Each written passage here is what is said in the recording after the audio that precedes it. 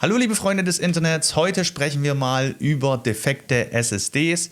Ich habe mir nämlich gedacht, ich mache heute mal ein klein bisschen ein anderes Format und zeige euch mal, wie ich teilweise erfolgreich so eine komplett defekte SSD, 2,5 Zoll SSD, zu ca. 80% wiederherstellen konnte. Die wurde anfangs nicht mehr erkannt und hier ging wirklich gar nichts mehr. Vielleicht ist es ja für den einen oder anderen hilfreich, wenn ich heute mal mit euch teile, wie ich das Ganze geschafft habe. Dabei zeige ich euch natürlich, wie ich Schritt für Schritt vorgegangen bin und welche Tools ich verwendet habe. Wichtig vorweg, das hier ist keine Profi-Datenrettung, das ist einfach nur ein einfacher Versuch mit Hausmitteln, sage ich jetzt einfach mal, unter der Prämisse, dass die Daten, die hier drauf sind, auch im schlimmsten Fall verloren gehen könnten.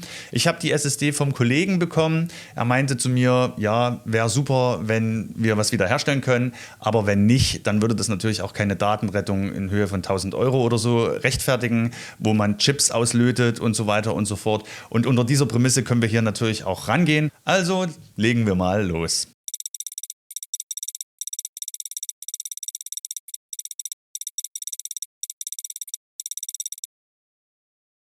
Als erstes habe ich versucht, diese externe Festplatte über den normalen USB 2.0 bzw. USB 3.0 Anschluss anzusteuern. Unter Windows wurde die Festplatte nicht erkannt. Ich habe natürlich verschiedene Betriebssysteme ausprobiert. Unter Linux Mint wurde sie nicht erkannt, auch nicht im Festplattendienstprogramm. Und auch unter Mac OS X war das Ganze erfolglos.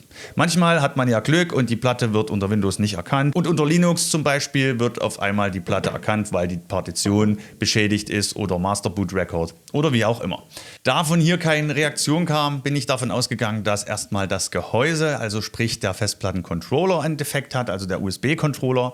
Also habe ich das externe Festplattengehäuse einmal aufgeschraubt und dann hier die 2,5 Zoll SSD ausgebaut und nach dem Ausbau in ein neues Gehäuse eingepackt. Ich habe dabei hier so einen Ugreen Enclosure verwendet. Die sind ganz cool, da muss man hier keine Schrauben aufschrauben, sondern die haben hier so einfach so einen Slider. Da kann man das Ganze einfach aufmachen und kann einfach hier ganz easy das Ganze nach unten aufschieben. Und dieses externe Festplattengehäuse hat einen USB-C-Anschluss mit USB 3.2 und hier habe ich die Festplatte einmal eingebaut und habe das Ganze jetzt wieder an verschiedenen Betriebssystemen getestet. Also einmal unter Windows, Überraschung, ohne Erfolg, und auch wieder unter Linux Mint und auch unter Mac OS X. Da auch das Ganze erfolglos war und es nicht am USB-Controller zu liegen scheint, habe ich mir gedacht, okay, nehmen wir die Platte einmal raus und öffnen diese hier einfach bis zum Chip.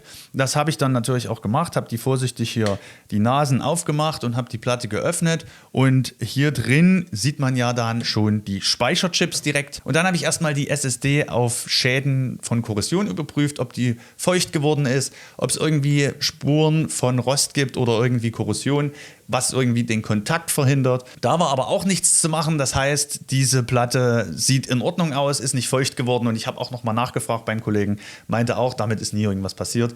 Also nicht nass geworden oder irgendwas.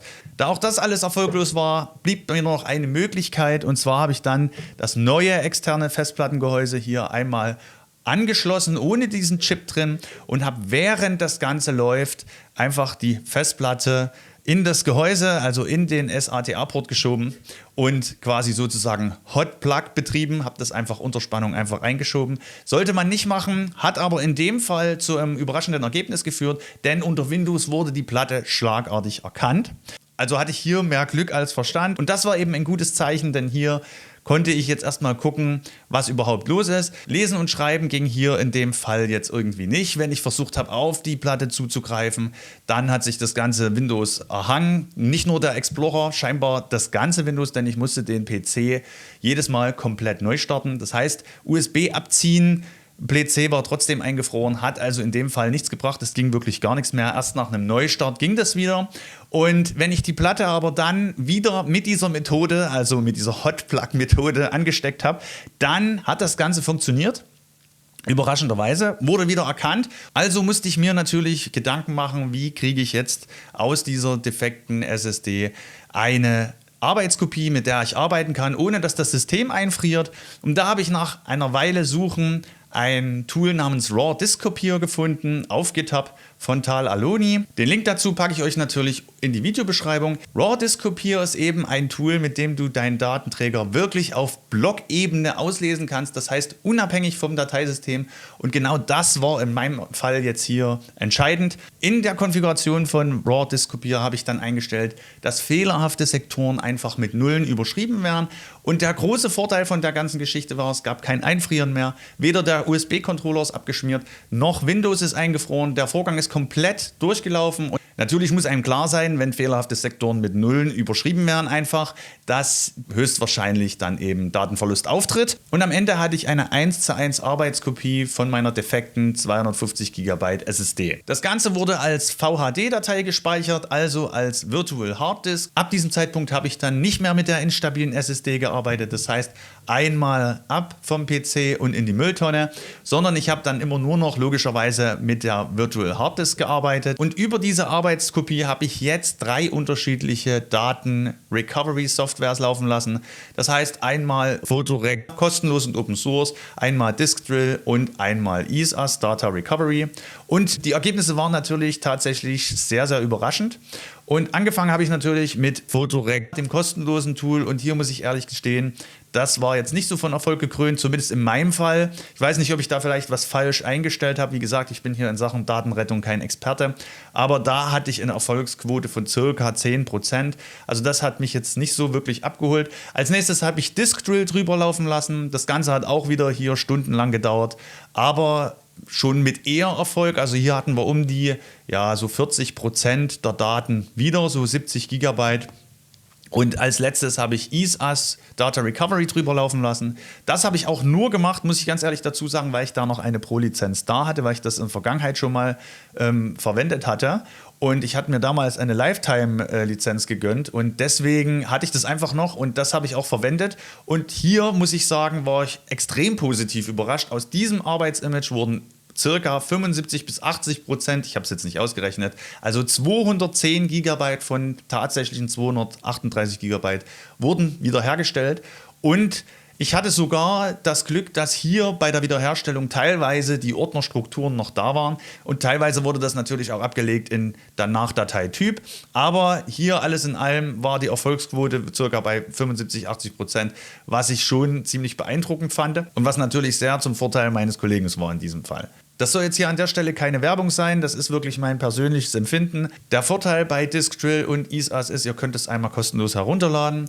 Den Tiefenscan könnt ihr sozusagen kostenlos durchführen. Er zeigt euch bei dem Tiefenscan einmal an, welche Dateien wiedergefunden werden und welche Ordner. Also zeigt dann verlorene Partitionen, verlorene Ordner und sowas zeigt er euch alles an. Erst wenn ihr Dateien tatsächlich wiederherstellen wollt, müsst ihr dann in dem Fall eine Lizenz kaufen bzw. das Produkt aktivieren. Das Positive ist halt, dass am Ende jetzt viele Daten wiederhergestellt werden konnten, aber man muss natürlich zusagen, die wiederhergestellten Daten müssen natürlich erstmal noch überprüft werden auf Vollständigkeit, auf Richtigkeit und wahrscheinlich in den meisten Fällen auch neu sortiert werden.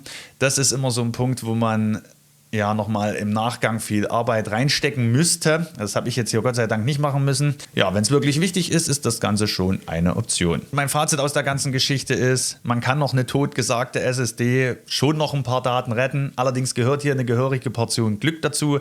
Denn wenn diese SSD einfach nicht mehr erkannt wird, dann kann man auch keine Kopie auf Blockebene ziehen. Geschweige denn kann man dann irgendwelche Daten wiederherstellen. Also wenn wirklich gar nichts mehr erkannt wird, dann bleibt hier nur noch der Weg ins Datenrettungszentrum, was meist sehr teuer werden kann. Natürlich ist das Ganze keine Garantie und wie ich auch schon gesagt habe, ich bin kein Experte in Sachen Datenrettung.